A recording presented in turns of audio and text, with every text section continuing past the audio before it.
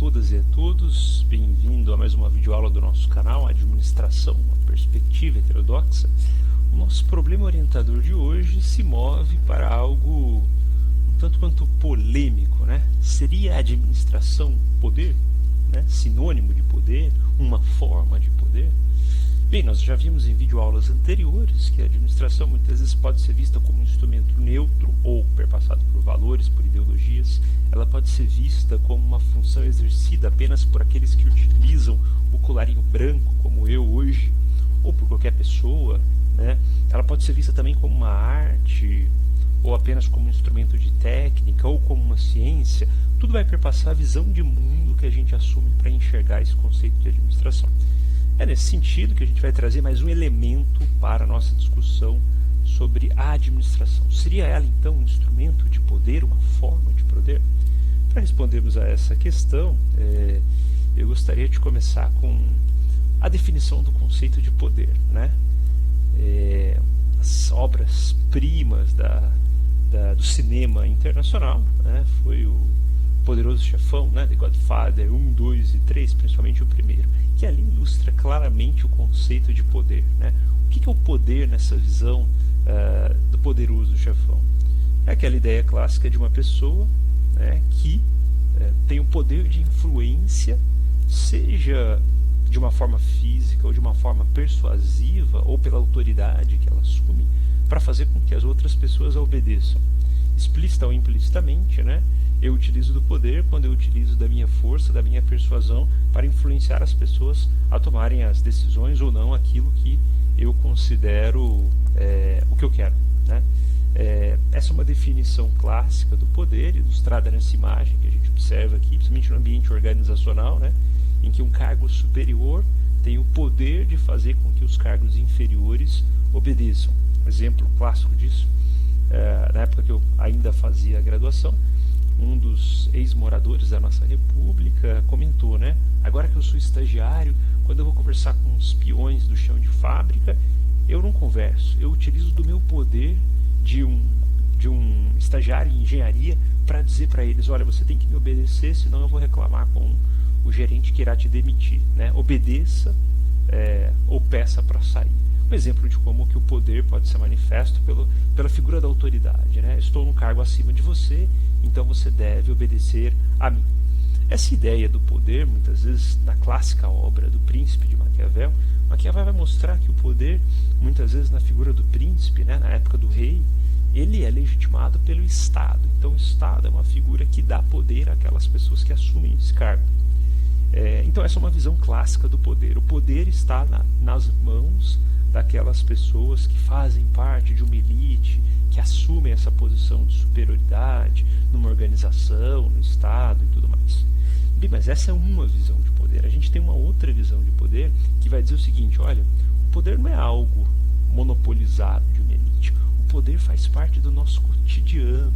O poder faz parte das micro-relações a qual estamos inseridos.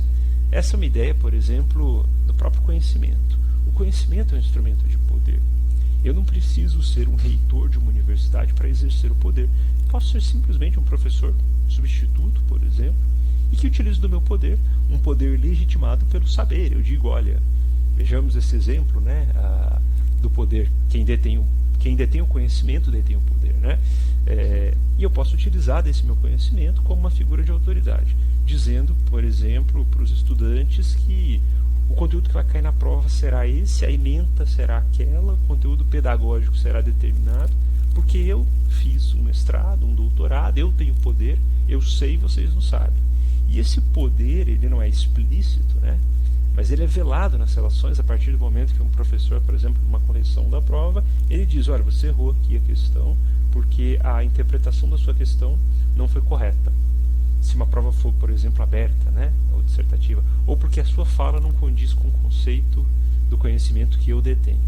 Essa ideia do poder, ela representa simbolicamente, por exemplo, o uso da gramática, né? Se eu pedisse para vocês apresentarem para mim as 14 regras clássicas do uso da vírgula como uma manifestação do poder, já que o português erudito ele estabelece uma fronteira entre aquele que sabe e aquele que não sabe, Alguém poderia dizer o seguinte: isso é muito simples, professor, o uso da vírgula é uma questão básica, é um português básico, separar o sujeito do predicado, ou então no aposto ao vocativo, né? Bem, mas não é tão simples assim, desde que eu pergunte para vocês que a gente utiliza muitas vezes a vírgula nas orações subordinadas adverbiais, deslocadas, muitas vezes reduzidas. Ou seja, o que eu estou brincando aqui? Que o uso da vírgula, como exemplo do uso da gramática formal, ele é uma forma de delimitação do poder. Aquele que sabe é aquele que utiliza o português correto, daqueles que não sabem, são muitas vezes as camadas excluídas, pobres da sociedade. Até seria um motivo de chacota aqui se eu falasse que o poder é um problema. Você fala, poxa, o cara, professor aí, da onde ele é, de universidade, tem doutorado e tudo mais, e ele não fala corretamente o português, o problema e tudo mais, ou bicicleta. Essas demarcações do saber muitas vezes ilustram o poder a partir da gramática. Isso está relacionado, claro, a uma concepção de Michel Foucault, nessa clássica obra dele, A Microfísica do Poder, que ele vai dizer que o poder perpassa por todas as relações do cotidiano. Por exemplo, muitas vezes um pai de família, uma mãe, exerce um poder sobre os filhos, né? Às vezes quem sustenta a casa exerce um poder sobre os demais, aquele que é especialista em determinado assunto exerce um poder sobre os outros, né?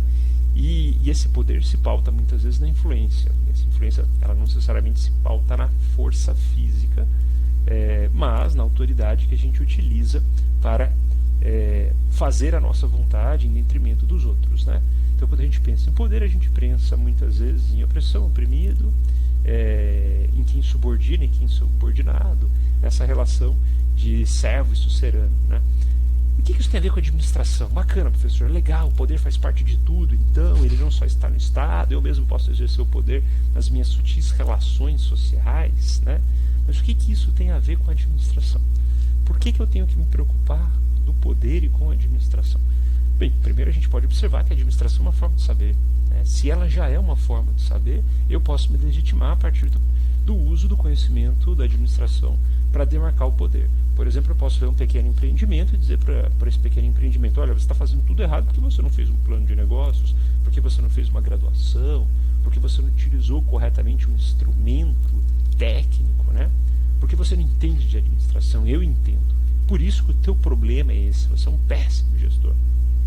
Para além da análise de um bom ou mau gestor, esse é um exemplo de como que o poder pode se manifestar no uso da administração. Está além, nosso interesse não é necessariamente esse, é em compreender o poder dentro das organizações, como que o poder se manifesta dentro das organizações. Bem, vamos retomar o conceito de administração que nós já estamos desenvolvendo desde a primeira videoaula.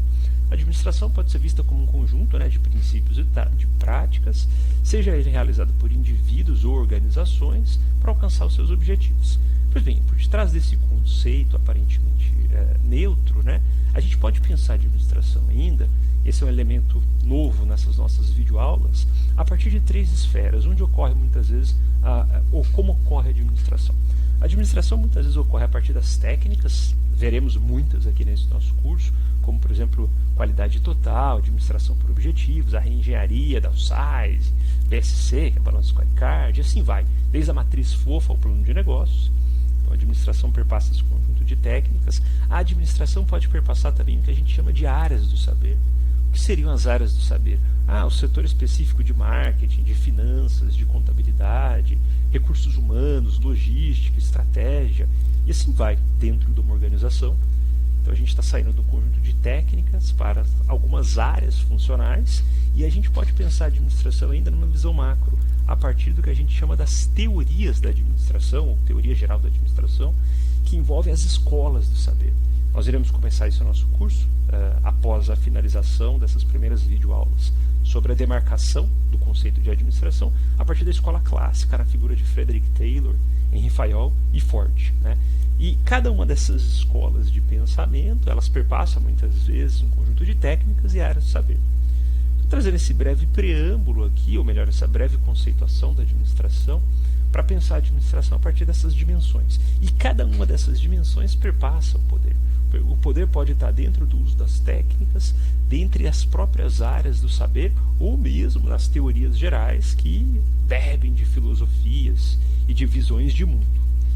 Do ponto de vista prático, 2 livros que eu considero bastante interessantes que exploram o poder dentro das organizações. Esse é um livro antigo do Max Pagés, esse é mais recente, do professor da Federal do Paraná, também já aposentado, o José Henrique de Faria. O que esses 2 livros vão mostrar? Eles vão mostrar que por detrás daquela ideia neutra do ambiente de trabalho, que os funcionários são felizes e saltitantes, que as empresas são boazinhas e cuidam da qualidade de vida dos seus colaboradores, há relações de poder e há interesses por detrás disso. Principalmente no livro do Pagés, que é um livro ainda analisa a realidade da década de 70 das multinacionais, que as grandes empresas que estão preocupadas com a qualidade de vida do funcionário, que adotam os funcionários como um membro da família, têm por objetivo, entretanto, fazer com que esse trabalhador produza mais para a empresa. Ao invés de usar da força, dizer, olha, você trabalha mais, senão a chibata vai comer solta, eu posso conquistar o coração e as almas desses trabalhadores para que eles se sintam motivados e produzam mais. Né? Então esse é um exemplo de como que o poder perpassa essas relações sem necessariamente pelo uso da força. Nesse segundo livro, Economia Política do Poder, o professor José Henrique, ele vai mostrar os vários mecanismos utilizados pelas empresas para conquistar esse trabalhador, tornando-o muitas vezes mais útil para a própria empresa. Tem um caso bastante interessante sobre isso, que eu conto nas aulas de gestão de pessoas. Tem um amigo que morou muito tempo nos Estados Unidos, tentou a carreira como jogador de tênis lá, obviamente não conseguiu, voltou para o Brasil, porém formado lá. E ele contando para mim que estava trabalhando numa grande empresa de headhunters, né, em São Paulo, ou seja, de gestão de pessoas, que busca realocar e, enfim, fazer o processo de gestão de pessoas, uma espécie de um cato da elite, né? E ele dizendo para mim o seguinte: como é que funciona a dinâmica do trabalho dele? Ele chega de manhã, né, na empresa, não tem que bater ponto, nada. No primeiro dia de trabalho dele, o chefe dele já entrou numa guerra de paintball. Ele já, o que é isso? O chefe atirando nele, isso pode ser uma pegadinha, né? No segundo dia convidaram ele para um happy hour no meio do expediente. Aí ele falou, agora é pegadinha, se eu tomar cerveja eu vou rodar aqui. Mas não, a empresa fez com que aquele ambiente de trabalho se tornasse um grande parque de diversões para adultos, né? E ele falou que é o melhor lugar do mundo para se trabalhar. E eu perguntei para ele, falei, que bacana, e que hora você sai do trabalho? Ele falou, geralmente eu saio meia-noite, por que eu vou voltar para casa? Aqui é melhor que minha casa. Eu falei, que legal, mas você deve estar ganhando hora extra, né? Aí ele, pra que hora extra? O meu cargo é um cargo de confiança.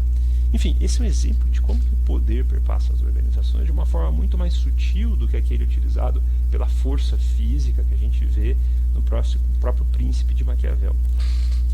E professor, é elementar, as aulas de gestão de pessoas ilustram isso, né? Sim. Mas quando a gente trata de algumas áreas do saber, como por exemplo os cursos de engenharia, talvez quem esteja assistindo esse vídeo aula aqui esteja fazendo curso de engenharia, esse é um ponto bastante interessante. Muitas vezes o engenheiro se enxerga como uma figura soberana, tão forte, capaz de dar um pau no Superman, como essa imagem aqui. Mas, né, nós estamos comentando já em algumas videoaulas, uma das grandes fraquezas dos engenheiros, por exemplo, é a não compreensão dessas dimensões subjetivas, essas dimensões da gestão de pessoas, que trata-se da relação de poder. Né? Não compreender essa dinâmica do poder, ou seja, a política nas organizações, é uma chance muito grande de ser devorado nesse mercado. Por isso que essa charge que eu trago aqui, né, do interesse muitas vezes individual e o interesse das organizações, ilustra essas relações de poder. A galinha diz para o porco, né, olha, pediram que apoiássemos aí as pessoas que estão chegando, os missionários, que tal ofertarmos bacon e ovos, né? Eu dou o ovo, você dá o bacon. E o porquinho vai dizer, é até uma boa ideia, né? Pena que eu teria que dar minha vida para tal. Essa simples charge mostra que muitas vezes no ambiente organizacional, se a gente não compreende a dimensão da política, a gente acaba dando o nosso bacon, né? Ao invés de dar os ovos. Já que essa dimensão do poder ela é muito mais sutil, muito mais volátil do que aquela ideia clássica do uso da força.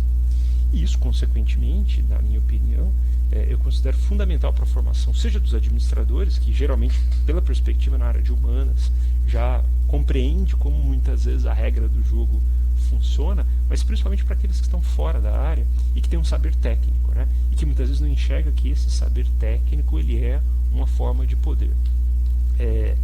E aí, claro, Muitas vezes a gente brinca, né, que o bom estagiário é aquele que acredita que os interesses organizacionais devem estar acima dos interesses individuais.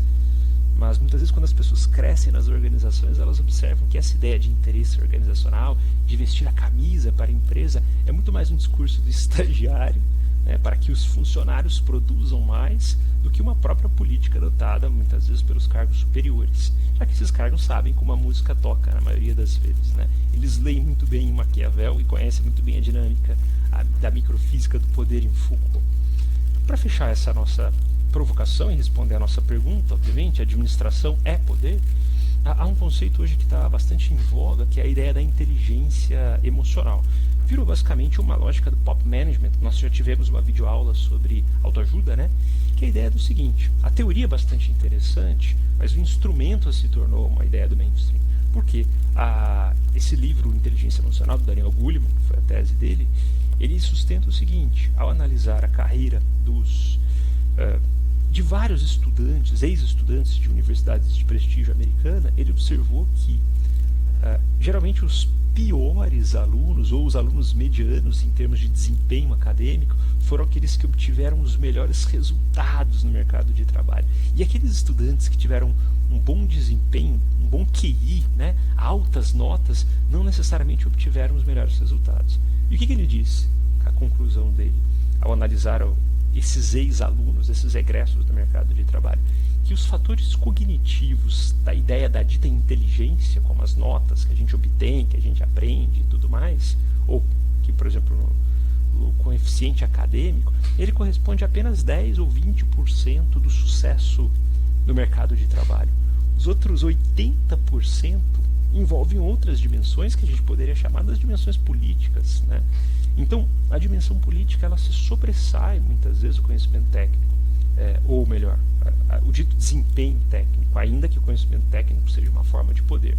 Então, isso é um convite, a gente pode desenvolver isso em outras videoaulas, né, a pensar que, para além do conhecimento técnico dos cursos de engenharias ou de administração, o domínio das relações políticas e do poder torna-se quase uma condição sine qua non, obrigatória, para a sobrevivência ou não, ou a garantia nesse mercado de trabalho.